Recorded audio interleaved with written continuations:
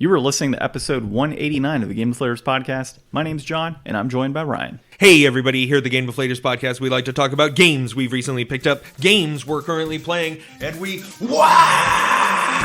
in today's Inflation Deflation Challenge.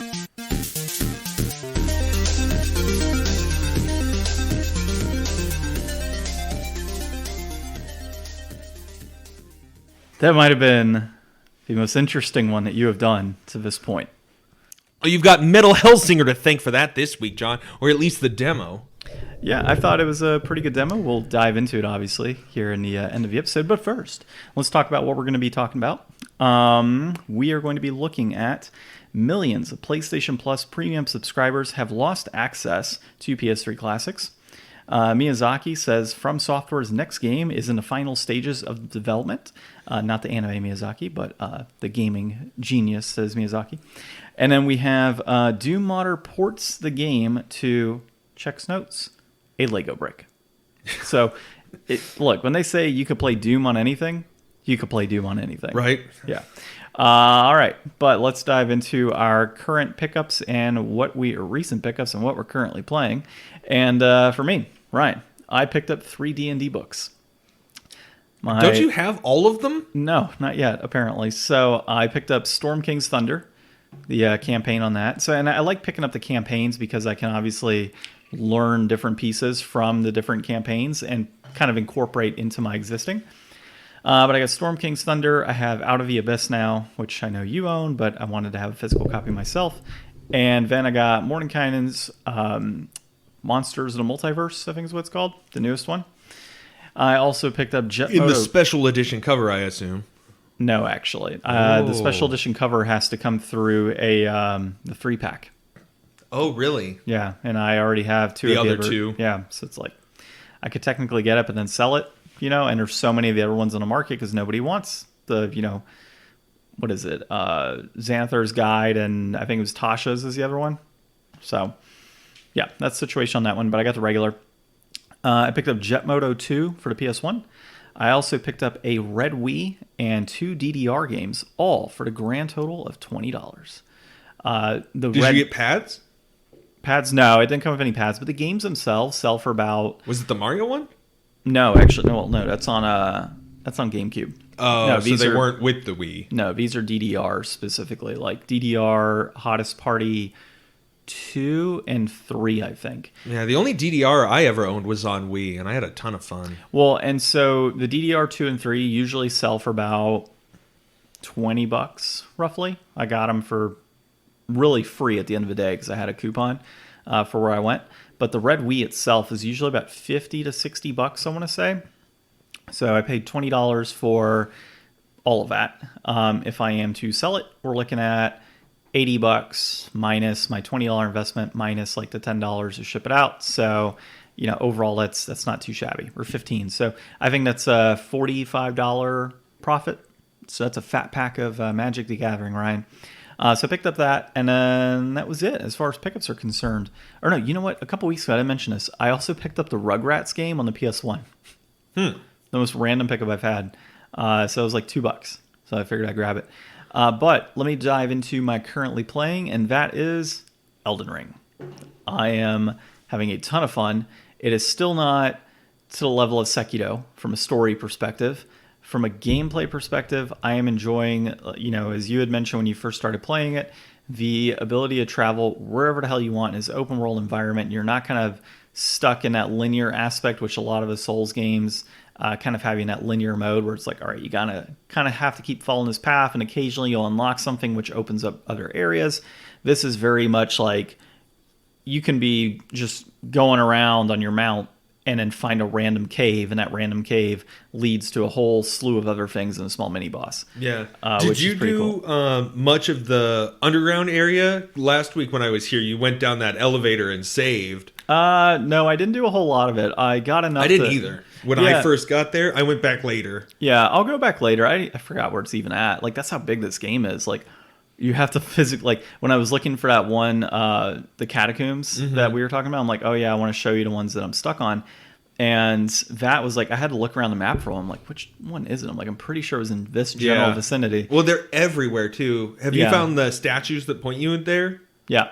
Yeah. And then you add like a gem or something and it points you down. Yeah. Yeah. I've been finding those every now and then. There's a few that I have to get into that I haven't yet. But as of right now, I'm just kind of in this whole idea of let me kind of progress through the main story a little bit and then kind of dive around into the open world and kill some of the extra bosses and whatnot. But dude, I'm liking it. Like even like a mini quest. Like there was the one guy that one girl that's like, hey, I need you to go down to the castle. My father had me run away. It's being overtaken by. Like you don't have to do that. Like it's not a main part of the story. But it feels like it. It's a really cool It's thing. a whole area. It's a whole castle. Whole new you area. Get that sick, like, Game of Thrones chair-looking sword. I don't know if I got that. Did you not fight, like, the I did. guy on the beach? I did. Yeah, I got it. The grafted greatsword. I had to remember which one it was, but I can't use that because I don't have my strength up that high. Yeah, I know. I don't either, but it still looks cool. Yeah, it looks badass. But no, I got the Moonveil Katana like we had talked about a while back. OP. Yep, it is pretty OP. Although I heard that there's other katanas that are apparently better now. Like I think they nerfed it, which is interesting. Yeah, dude, if you could shoot lasers out of your sword, I think it's the best sword. Yeah, no, it's pretty badass. So, I ended up finishing up the second magma worm because you had the first one to get the Moonveil, and then you have another magma worm. I found the second one totally much different. easier. Maybe it's because I had the Moonveil then. Probably because I beat it with an Uchigana 3 and no help. Yeah. I soloed it with a couple wolves, the wolf summon. So, I mean, I've started picking up more of a summon since then. Like I've got the two guys that are like 100 FP to pick up. The problem is my FP is still so low because I was fully focusing on intelligence and getting that up. So now I got to, of course, level up into FP and my stamina and everything else and get that up. You know, these games, I level up to like 120, 150 anyway. So I'm not 100, like I'm not This super game worried about has it. like a recommended like being level 120 before the end game. Doesn't surprise me. So, I mean, I'll be a pretty high level. I just got to find an area where I can farm souls, obviously. And I'll be set. You could just keep progressing. Honestly, dude, there's so much content between where you are now and where I am that you're going to get there without grinding. Like, with the content that you've done, you've probably grinded a little bit more than I was when I was where you're at. Gotcha. And you're like level 90 something, right? Yeah. Yeah, so you're pretty far out there. I'm only like level 60 where I'm at right now. I think I'm But level 60. when I was beating... what's her name? The Queen? Renala. Yeah. I think I was like 56 or something. Well, that's higher than what I was. 56 to... Well, you're 60 now. Yeah. So, but I went up and did a whole other area that you haven't been to yet. That makes sense. Well, I will be diving into it more this week. We'll see how it goes. How many hours are you in? Do you know? I don't know, like 40, Okay. something like that. Dude, I can put like 250 hours in these games easily. So, Yeah, I know. I don't know how people beat it in like 60 hours. I'm like, did you like see everything or did you just never die? Probably a combination of just being that good and never dying, plus going through just main storyline and not Maybe fully never completing getting it. lost. Yeah, Get lost a not lot. getting lost. Yeah, I don't get lost in the game. I kind of have a area, like if I see an area I want to go to, that's the area I'm going to go to. But yeah, I'm enjoying it. It's interesting though when you kind of consider that I was playing Zelda and having such a difficult time like slogging along in that game, and now I'm in Elden Ring and I've put in more hours than what I put in on Zelda within the span of like 2 weeks. Yeah. Some of it has contributed to the fact that I'm playing downstairs and I have the ability to play downstairs with the dogs and kind of hang out. It's a little more comfortable than being upstairs. But the other piece being is just it kind of shows me like how much I did not like that game. Yeah. Well, I mean, often it's hard to find the drive, personally for me to like play through games. I mean, that's why like I wrote in my notes for, are you done? Yeah. Should I just move on? Yeah, you're good. Okay, so let's see. I'll just keep going with my thoughts. So, like, I wrote down this morning on the outline that, like, I beat Shredder's Revenge this week. I thought it was really dope. I had a lot of fun with it. I did it in, like, 2 settings. I went through and changed my character every level, so I didn't play, like, the same one Turtle or April or Splinter the whole time. I was gonna say you can play a Shredder. And I had a really good time, and I definitely got to kind of feel the differences between the characters. I think I like April the best and maybe Leo second. I've always been a Mikey guy, but I don't know. I didn't do as well with him. I think that that's like the 5th or 6th game that I've beaten this year, which for me is huge, and for other people is nothing. And it's like so often I find myself being like, oh, I should pick up a new game. Like I picked up Fallen Order a few weeks ago. I played like the intro, and that was fun. And then I got to the next planet, and I was just like, oh, I gotta like explore around and do stuff. And it's like, I don't know if I really want to explore around and do stuff right now. You bring up a good point too, like finishing that many games and like it being an accomplishment. It's kind of similar for me too. Like I would say for like so far we're 6 months into the year, and a better part of a year I've literally not been at my house for like 2 of those months. So it's just, with all the travel and stuff I do. So it's just so difficult for me to like hone in on a game and like just kind of sit back. It's not like you have a Switch or something. Well, that's the thing. Like, I actually took the Switch on a few of those trips and actually played some games. So one of them was Super Blood Hockey. Oh, yeah. When I beat that, it was Christmas time. I think that I beat it. But, yeah, it was Christmas that I beat that game. And, I had my Switch with me. But there were other games. Like, I wanted to play What Remains of Edith Finch, right? That's a great game. Yeah, I actually game, bought it on my Switch. Like, that's how much I wanted to play it, because it was free on PlayStation Plus. I never was on PlayStation Plus at the time. So I bought that one specifically, to play, and I just never did. So that's a good one. So I wasn't sure what I wanted to play. Before I came over and played Metal Hellsinger, I downloaded the demo so I could go play more of that at home, see if I could get better.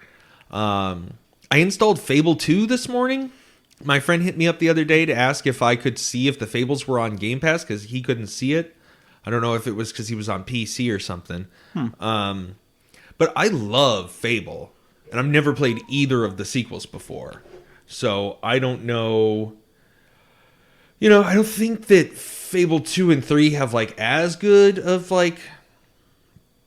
I remember there being stuff people didn't like when they came out, but I think a lot of that had to do with stuff that was kind of dumb. Like I think Fable 2 promised multiplayer, but the multiplayer was like you could be around each other, but you couldn't see the other person or something. I don't know. And the third one, I think I don't know. Whatever. So I might play some Fable this week. Who knows? Or I might play some Metal Hellsinger, or I'm still playing a little bit of Paper Mario on my phone. Gosh. Yeah. Maybe I'll play some more TMNT. I don't know. I did unlock Casey Jones. Casey Jones is cool. Yeah, kind of going back to the Fable thing, I have yet to find a copy like on the original Xbox, like Fable 1. Oh. But I picked up 2 and 3 from a GameStop a while back when they were still selling 360 games locally. And then down the road, I guess Fable 4 was technically announced a while back, right? So, I think whenever I get Game Pass on PC, waiting for GPU, obviously, I think that's what I'll end up doing, is playing through Fable. Yeah, Fable is so good. And it's got like one of the best DLCs. Like the DLC content for Fable 1 is really good. I didn't even know there was DLC on Fable 1. Mm-hmm. Back in early Xbox days. Well, that kind of sucks, because I don't know if they have a physical version of that DLC. The Platinum version or whatever. Like they had like the metal versions. Like a Game of the Year version. Yeah. I'll have to check it out. Okay. All right. Well, let's dive into the rest of our episode here. But before we do that, you can find us on thegamedeflators.com, our out-of-date website. You can find us on Facebook at The Game Deflators, as well as Instagram at The Game Deflators, and Twitter at Game Deflators, where Ryan has a presence now. He is jumping on there and posting, which is kind of cool. You can also find us on the podcast app you are listening to right now, as well as other podcast applications out there. All right, Ryan, first thing here is millions of PlayStation Plus premium subscribers have lost access to PS3 classics. This is Tyler Fisher at comicbook.com. Our favorite guy. Our favorite guy. So I'm not going to dive into all of the titles, but essentially some folks went on there and they were noticing that certain PS3 games had gone missing on here. And there is now a slew of other titles that have gone missing as well from the library for those premium list. Yeah, it's a pretty decent list. So I guess the question is, where did they all go? Yeah, and why did they all go? It's one of those things so now that we've seen the whole launch, the PlayStation Plus revamp is out there. I know that there's been a lot of complaints in other departments too. Like Europe did get the PAL NTSC or the PAL versions at 50 hertz. So that's been like a huge backlash. So they're now saying like, okay, hey, we'll make it so that you can choose which one you want to play or something like that. I think they're going to try to update. This isn't the article for that, but there was one that I saw earlier this week. And now this, I just don't understand. Like, Sony has so much like that they could have done to prepare for this, to make this a better, more successful launch. Like, you're already taking a fairly successful brand with like a product that you have that nobody really cares about or understands, and you're like, let's fuse those things together, and then let's totally botch and screw with everybody who's trying to like buy memberships and stuff, and make all this crazy, how everything translates, how much credit you get for what kind of gift card you have, and this region's going to get these games, but they're going to be this version of the game. Like, what everybody wants. Everybody wants all the games in the best version in as many places as possible, as straightforward as possible. Like, it's so crazy how many things that they've gotten wrong during this. And then to be like, oh, by the way, all those PS3 games that were previously available, we're just going to take those away inextricably.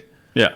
Like, this is why Game Pass has such a good handle on everything in comparison. And I wonder if this is why Nintendo took so long to get into it, because they were afraid of screwing things up. They're like, we're just going to wait and see how everybody else screws up their entire online process. Yeah. And another thing I saw, it was this morning, and I didn't add it to our list, but there's a number of PlayStation Plus games that are coming up now that are with expiration dates, apparently. I didn't dive into fully to understand, what it means. Is it expired as in after a certain point in time, it's removed from your PlayStation Plus library? I would think maybe that's the situation, but it's kind of odd. I think it was actually tied to PS Now. It was a few titles tied to PS Now that were removed or have expiration dates tied to them. It's just interesting, man. Like, gamers are obviously interested in purchasing this. They're obviously interested in subscribing.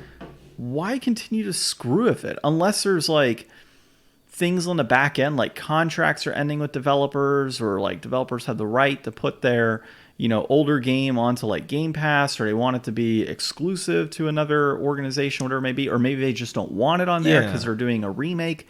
But I think that, some of it is, I just wish that these companies would be transparent with their process and what's occurring. Yeah. Tell us why there's 50 PS3 games that have been removed, right? Don't just remove them out of the blue. Like, tell us, hey, these games are being removed for X reasons. So that way you don't have to worry about like, well, what's happening? Am I going to lose access to more games? Am I never going to see these again? Are they coming back? Like, what's the situation? They're just so under the table with this stuff, dude. They rotate stuff out. They rotate stuff out of Game Pass, but they do it 6 at a time. Not here's 50 less games, because they promised like, what they promised, like 700 games or more at launch or something, and they've got like nowhere near that. Yeah. Well, and I like how Netflix does their shows, for example. They will let people know up front, this show has been canceled. It is no longer going to get more episodes. Or we just purchased the rights to have this show for however many years and all of these seasons. Or we no longer have the rights of this. It's going over to Disney, like the Marvel stuff, right? Like, these are all things that they let us know in advance so we could prepare as consumers to understand what we were going to be able to watch and not watch. And so I really wish that Sony and Microsoft and, I guess even Nintendo would be a little more transparent with their process and what's occurring on the back end. Because this can be a little bit frustrating for gamers. And honestly, it kind of makes people want to move, right? Like, if you're on PlayStation Plus right now and you purchase that subscription, if you have a bad experience because classics are being removed or games that you were looking forward to are now gone all of a sudden, you're likely to move over to a different service after a while. So we'll see how it plays out. A lot of these services have forever had the recurring, automatic payment set up. And I think we talked a little while ago, or I read a little while ago, something about they're not doing that anymore, or they're making it like easier and more upfront to not be a part of that like auto renew thing. Well, I don't have auto renew. I just purchase a card. Yeah. But for other people that, don't live that life, this is going to be, all right, there's nothing on here that I want right now. How long am I going to keep paying for this service? The more services evolve, and they're adding new services still all the time. I just heard Netflix is going to start doing commercials, so there's probably going to be a new tier of like ad-free Netflix or something. Are they really doing commercials? I don't know. It was on my Google feed. I didn't open it because I was like, the world's already getting worse enough. I don't need to read another way that it's getting worse. That's it. That's the end of it right there. Like, that's the tippy top of the mountain, right? Like commercials on Netflix. PlayStation, all of this, especially since they have like 3 tiers of it, if you don't have what you want accessible at those higher tiers, people are going to leave those services the more services come out. And as good a quality as other are putting out, they really need to step it up here, or it's not going to be any more successful than it was before. You'll have the people that, get the minimum so they can get their, PS Plus game of the month and have access to online, and they'll just walk right past the rest of it because it won't be worth their time. Yeah. Well, let's dive into our next thing here, which is going to be Miyazaki says From Software's next game is in the final stages of development. And this is by Chris Scullion at Video Game Chronicle. So this, if you kind of consider the next game being made, they refer back to, it was, I think, 2017 or 2016, actually, or 15. 2016. Yeah. So back then they said we have 3.5 games that are being created. The first one was Sekio. That's 1. They said, what is it, Deracine? I think is the other one. PSVR title. That was their half. And then the other one was Elden Ring. So we have a third, 3.5, right? And oh god, I just said 3.5. It's going to be like Kingdom Hearts, but Dark Souls. Dark Souls 3.5, 3DS. Dream Drop Distance. Dream Drop Distance. Dream Soul Distance. So they are talking about potentially it being Armored Core 6. I hope to God it is not. I do not want another Armored Core. You have like all the Armored Cores. I have all the Armored Core, but have you played them? I have played them, and I don't really like them. I only own them because I've been able to pick them up for pennies on the dollar, and other people I know like to play them. But I want to try one. Okay, I rented one when I was a kid at Blockbuster, and the more I talk about myself as a kid in video games, the more I think I was just bad or dumb with video games as a kid, because I don't know. I just feel like I didn't get much done. Like, I rented that game like once, and I distinctly remember like not even understanding the tutorial and really not even playing the game. I was just like, big robots. Like, I love putting Gundams together, and I love mecha. It seems like it'd be up my alley. So write it down. Triple Threat Showdown down the road. For our new format that we're going to have at some point in the future, where we do Mech Assault on Xbox, we do Gundam on PS2, and then I guess we'll do Armored Core on PS2 as well. Well, we would do a third one. Do you have like Chrome Hounds for 360 or something? I don't know, but that's 3 games. Well, yeah, but unless you want a third console. I have another game on GameCube that's like mech type stuff. Okay, yeah, I just don't think if we're gonna do 3 things, we shouldn't do 2 from the same line. Well, I mean, the PS2 is the superior console out of those 3 or 2. So, yeah. Custom Robo, that's a sweet. I think it robot is. game. Oh no, it's not custom. I'm not buying custom Robo. You can buy custom Robo. So good. Yeah, so expensive too. Should have stolen that one from Blockbuster. So, Armored Core. I don't want it. Please don't make it that. I want Bloodborne 2, and I'm pretty sure 95% of gamers also want Bloodborne 2. Well, I think 100% of gamers want Bloodborne 2. 99.9, because there's the 0.01 that couldn't get good. I would really like Bloodborne 2. Do I see it happening? No, because I think Bloodborne 1 was a PS4 exclusive, and it would limit them, obviously, to, PS4 or PS5 in this case. But it would move a lot of units easily. I mean, it wouldn't necessarily have to be a platform exclusive. No, not if Sony doesn't fund it. Like, that's the thing. Like, between Bloodborne coming out and Elden Ring coming out, Elden Ring's like the best selling From Soft game ever, so they've got enough money they can make whatever they want without Sony's input. And the fact that this is already most of the way done at this point, yeah, maybe by the end of the year we'll actually be able to find out. Well, they could theoretically release it on both. Like if Sony, for example, is like, nope, like I don't know how the IPs work specifically on Bloodborne. If like Sony owns that IP and From Software develop it, similar to how Demon Souls worked out. You know, you can't get Demon Souls in our console because it's a Sony original IP. It would be interesting to see though. If Sony was like, you know what, we're going to put this on PC as well. Yeah, you know. And I wonder if they'll put Demon Souls on PC. It just wouldn't surprise me. I mean, I don't see why not. You know, they could. So yeah, I mean, I just realized I purchased another game the other day.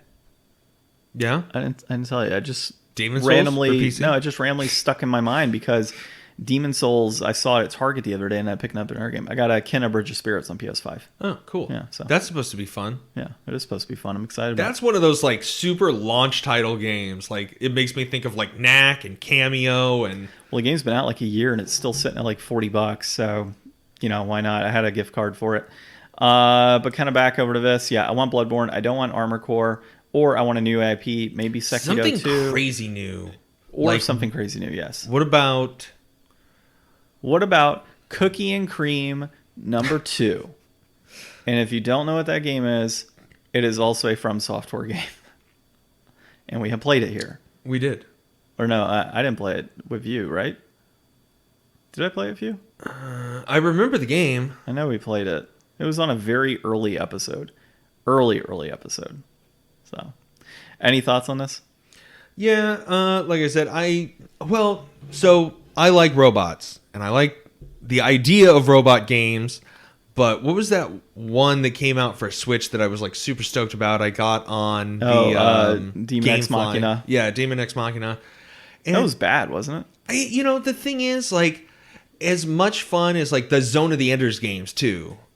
I feel like a lot of it just doesn't add up well in my mind. Like there's a separation between what I'm doing and what's going on that like maybe I just need more time to practice with, or sometimes it's just not as compelling. Like they feel like Muso games, and I don't really click with Muso games because it's like, when you're just waving through like tons and tons of enemies, eventually it kind of gets old.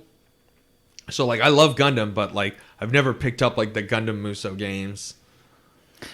I think I've only got like one Gundam game on the PS2, and I really wish I would have like bought them a long time ago. Oh, dude, I can't wait to get Gundam Journey to Jabro now that I have a PS2. I was looking it up on eBay last week. It's the best game. How much is it? I think it's like $30 or $40. That's actually not too bad. But I don't have a controller. We'll find you a controller. I was actually looking up while we were talking earlier TDR pads for the PS2 also. Well, if you want after this, there's a Goodwill by me. I'm happy to go out there with you. I want to search anyways, and they have a couple off-brand PS2 controllers for like a couple bucks. I mean, you can just for the time being.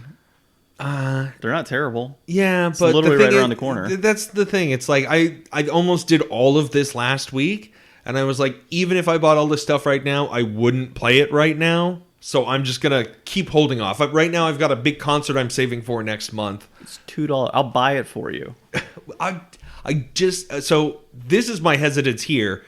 I have my own 2 PS3 controllers. And we talked when I was trying to play, what was it, God of War or something a few years ago? Or no, when I was doing Zone of Enders, I had to go in and like open my PS3 controller up and fix it because it was like being stupid. Yeah.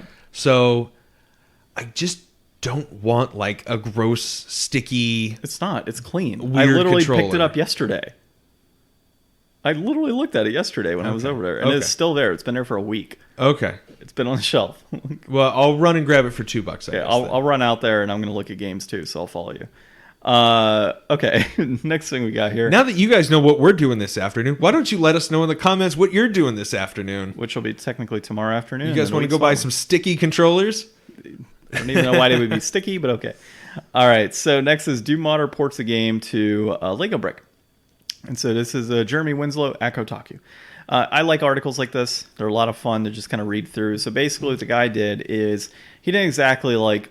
The only comment on this artitle, by the way, is like... well, pissed me off. Which pissed you off? He's like... It pissed me off. Technically, it's not running Doom on a Lego brick. It's running... Shut up, dude. It's impressive. Get over yourself. It is still impressive. Technically, it says ports game 2. Yeah. And literally, it just says in the article that he took like a mini screen and kind of put it into a 3D printed Lego brick, so technically not even an official Lego brick. And he wired it up and everything to where it runs off a computer and it wires up with little itty bitty wires. And now his Lego minifigures can play Doom. It's so adorable. It's everything that I've ever wanted in Lego and tiny screens. And I guess now that I've played a bunch of the original Doom, a bunch might be an overstatement. Now that I've played original Doom, I am super into the Doom on everything world. So make more of this. Like this is what Lego needs, is people like this pushing Lego forward even further into the future. Exactly. I don't know what's more impressive though, playing Doom on a Lego brick or a pregnancy test. I'm not sure which one's more impressive. I would probably say the pregnancy test is probably more impressive. But the Lego brick is solid. I don't know if they really had it running. On a pregnancy test, you probably had a mini computer. I almost wrote that down in my notes. It's so funny that you called it out because I took it out of my notes because I didn't want to be like the guy that's ragging on the guy in the article. But now that we're both here for this, yeah, like come on, read the comment, please. Like, are you on there?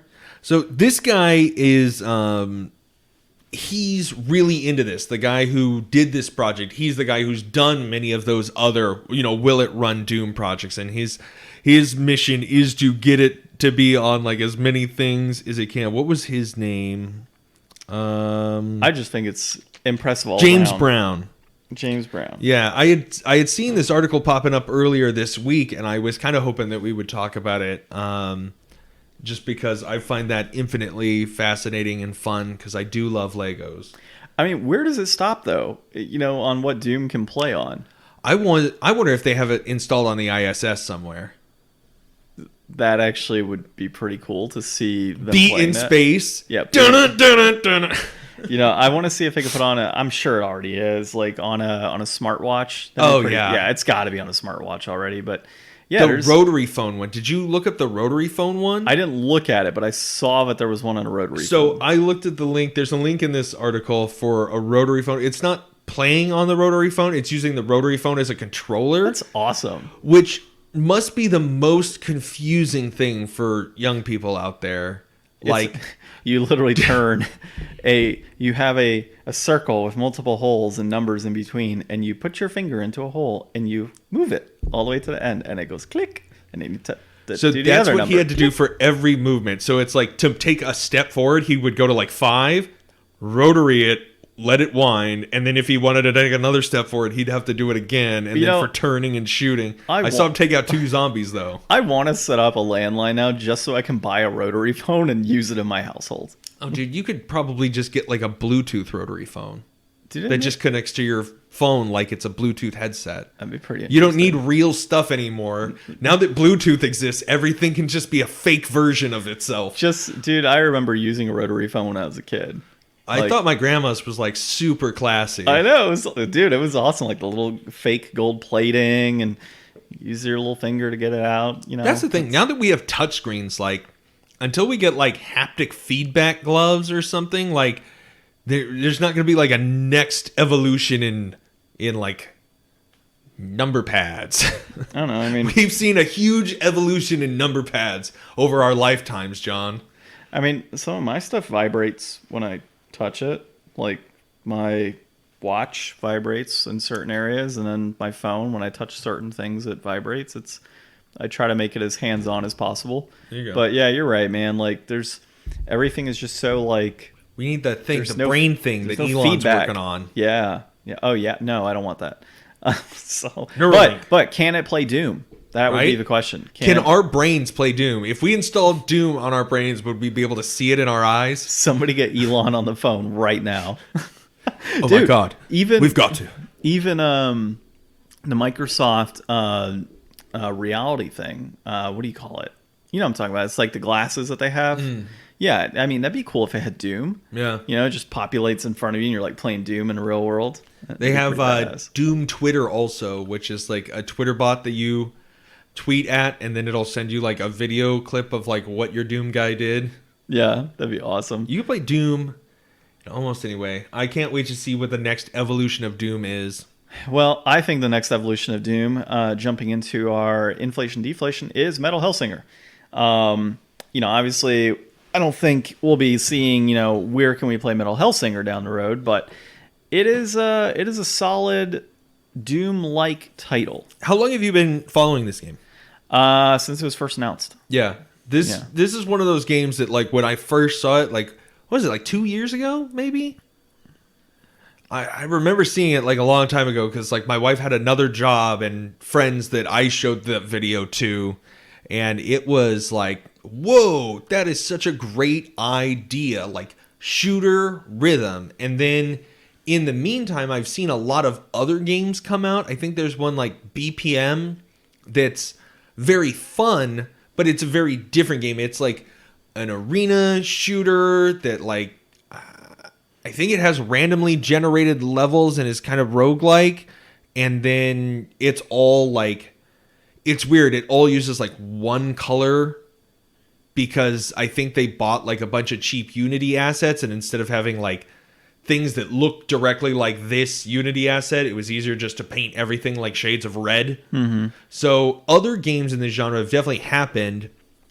I think the first like real crossover, like Crypt of the Necrodancer, was the first time that I ever was really like, oh, rhythm game plus something else makes something new.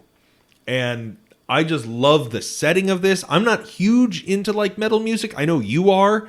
So the soundtrack's going to be way more up your alley, but like there's a reason I was getting more perfects and stuff than you were. Yeah, for this game, like this is absolutely the sound to go with.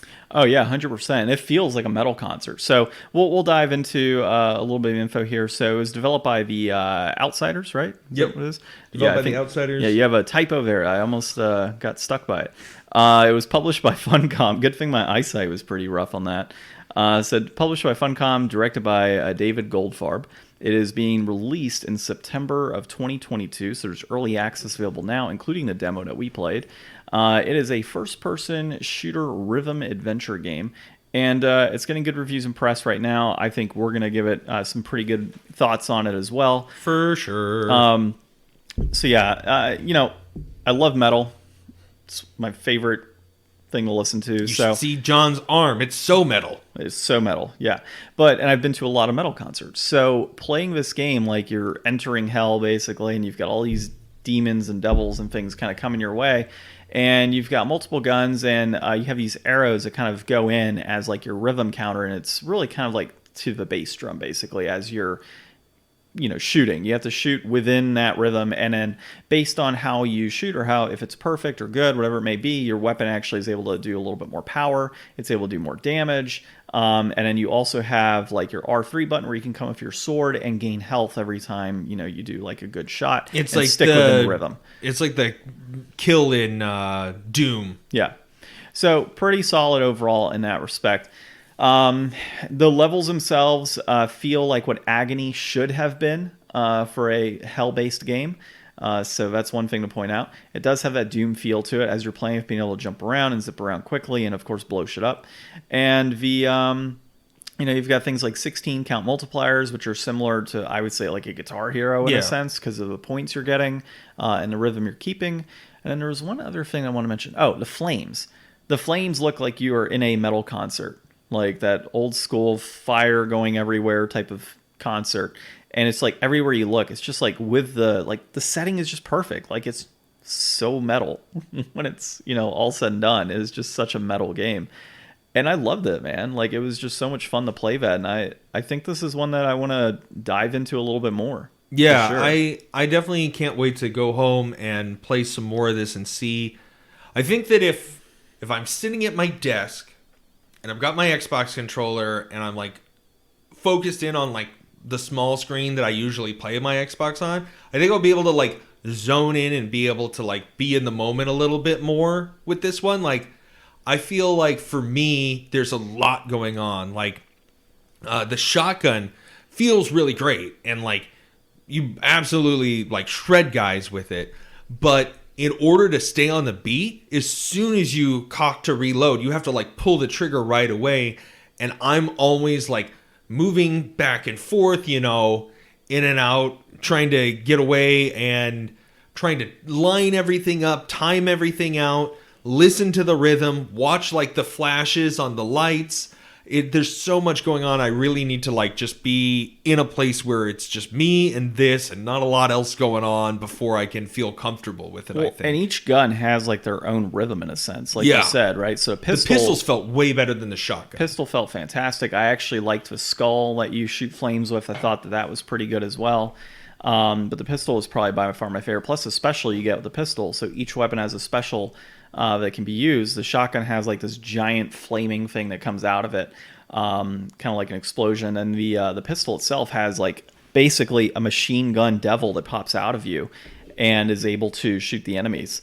I didn't see anything with the skull. I don't know if there's a special of that one that we tried. I didn't try one if there was. I never switched back to the sword either, really. I did the sword at one point when I needed to get through like a horde of 4 or 5 devils that were chasing me, or demons, and I just need to get it done quickly.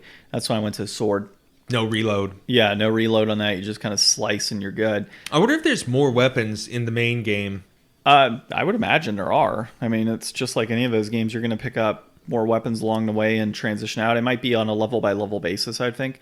Now, I hope they do, because I could see this getting extremely repetitive quickly. Even though there's different forms of music, the longer you stay in a level, the longer you recognize the song that's playing is just on repeat. Looping. Yeah, it's just a looping song, and they do a good job of like the layering. Yeah, because the higher your combo goes, the more tracks it layers in. So like if you're at a 1, it's actually, I found it really hard. Like if you were low on life and it was like only at like a 1 or 2 multiplier, to really pick the rhythm up and keep with it. Like at those times, I really had to try to focus more in on the lights than the sound to be able to hit targets. Because if you're not hitting targets on time, you're not doing any damage. You're not stunning anybody so that you can get life back, and it really spirals down. Yeah, I'm right there with you on that. It definitely was a little difficult on the lower tiers of rhythm, but you get used to it, I guess. I want to see like a level where you get like a double machine gun and they just come in with like the double bass pedal and just oh dude, that'd be so sick. Yeah, I'm stoked for or this. like a big chain gun. I definitely want to see more of this game, and I would love another demo, but I am also down with the actual game itself. And I've heard really good things like about like some interviews and stuff with like the team, like being super cool and very into this. Like I can't remember who I was listening to. They said they did like an interview with one of the team members and they got like really emotional talking about like how Serge Tonkin like helped out on like one of the tracks. I was like, dude, love Serge. Yeah, no, it's he's cool on to see there. Passionate people make really passionate projects like this. Yeah, there's a lot of great like metal singers on there, along with some, I wouldn't say metal per se, but heavier music or heavier rock. But going into brass tacks here, a digital version on console is $39.99 right now. Will be. A digital PC version is $29.99 or will be. So I think I need to see more of it to be able to determine if $40 is the right price point. I think you hold out, dude, because honestly, some like limited run or somebody would be able to make a sick physical release for this with like all kinds of like metal ass pack-ins. Like you'd be able to get a really, really dope version of this out there that I think would be way better than anything they would release. This is not really commercially viable, like mass market, like let's try to print, 1 million copies and put it in Target. Yeah. I don't think this is that kind of game, but like for a more niche audience, people would spend through the roof for like a sick blood red vinyl with like hell flames on it and stuff. Yeah, I could definitely see this being like, they'll have drumsticks and like guitar picks and all these other things in like a special edition version. I would totally hold out for something like that. But if that isn't available, I do think $39.99 on console is a bit steep, given what we experienced. I do like the price. I've got a counter. I like the PC price of $29.99. Yeah, I've got a counter for the price though. So in 2 departments, this is different for me. Like it's like a rhythm-based shooter, which is like a new kind of more interesting genre. And on the other side, it's like a legit soundtrack. Not to say that like video game music isn't legit or that people don't. I don't really listen to a lot of music personally. So the idea of sitting down and listening to just video game soundtracks is something that's like even less what I would really do. But like you're getting like a full like new collab album from like some of your favorite people. So how much would you pay for that CD and a game? Because you're getting two of those things in one. Well, nothing. I'd listen to it on YouTube Music or Spotify. So I guess $10 a month. Roughly, there you go. I guess. Or free, technically, just with commercials in between. I think that this is absolutely worth it at $40. And I think a big reason is because the $40 game price space is even better than it used to be. That's true. Like, I feel like the $40 price tag used to be for like shovelware, garbage games. You know, a real game is $50. Well, now $70. Or was $60 and is now $70. But it's like the $40 were always kind of meh-er titles. And I feel like $40 games now are like well put together, shorter experiences that are, you know, I hear people say a lot of really positive things about those type of space and price point games versus the full-blown $70 AAA titles that are, you know, too much or buggy as hell or, you know, whatever the problems you want to point out with them. Yeah. So for $40, I would definitely pick this up. Yeah, I would agree. I think that, you know, I wouldn't agree on 40 necessarily, but I think at 30, that's a good price point for PC. 40, I'm still going to hold as a little more steep on console. You know, why make it 40 on one and 30 on the other, you know? So I think it's right now. That is confusing. I think it's just right for right now.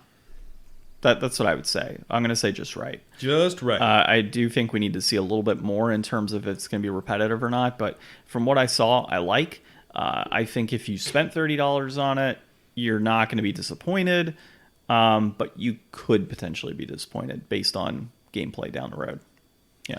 I wonder what speed running this game is going to be like. Well, I don't know. We should ask the guy that's ranked number 1 in the world at 34 million points right now to our 4 million. Oh, I guess that's the other thing to layer on here, right? Oh, John beat me. I definitely beat Ryan. I died at the boss. He died at the boss. I beat If I boss. beat the boss, I think I would have had more points than you, though. Yeah, you probably would have, actually. I would actually say you would, for sure. I wonder if they're going to do, like, you know, more of this. Like, if this is a big success, I wonder if they go with, like, DLC or if they look at making, you know, a sequel, or I wonder if this will inspire, you know, other genres of this to become more. Like, we were talking earlier, I was watching a video on skateboarding games and how they kind of never really evolved to the next stage.